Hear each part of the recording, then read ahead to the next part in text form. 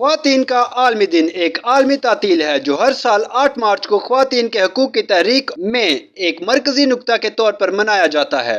یہ ایک ایسا دن ہے جو خواتین کی سماجی، اقتصادی، ثقافتی اور سیاسی کامیابیوں کو منانے کے لیے وقف ہے، جبکہ صنفی مساوات کو تیز کرنے کے لیے ایک کال ٹو ایکشن کا بھی نشان ہے۔ 20ویں صدی کے اوائل میں شمالی امریکہ اور یورپ میں مزدوروں کی تحریکوں سے ابھری، جس کا پہلا سرکاری جشن 1911 میں منعقد ہوا۔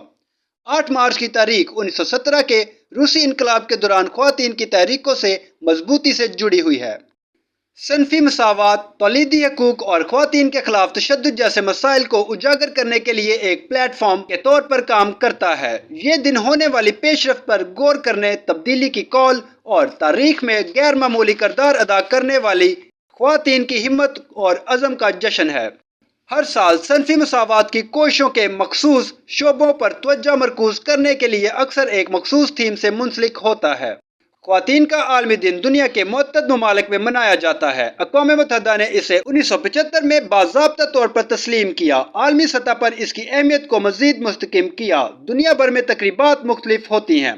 کچھ ممالک اسے عام تعطیل کے طور پر مناتے ہیں، جبکہ دوسرے اسے تقریبات، مارچوں، کانفرنسوں اور خواتین کے حقوق اور بااختیار بنانے پر مرکوز مختلف اقدامات کے ذریعے مناتے ہیں۔